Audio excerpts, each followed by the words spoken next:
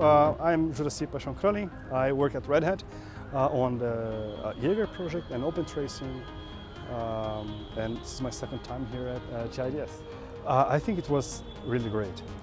So I just came out from my session and I got really good questions. I had 3 pieces of swag, conference swag, to the best questions, and I actually have to give out 4 because there was a 4th person that had really great questions. So the level was really good, absolutely. So I watched 2 talks on machine learning that kind of blew my mind.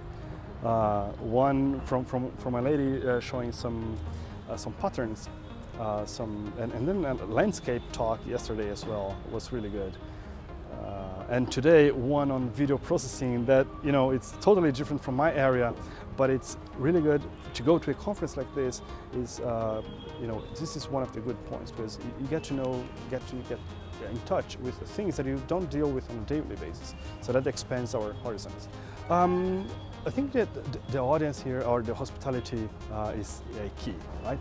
When you get this, I think this closeness to people, I think it's a really a differential.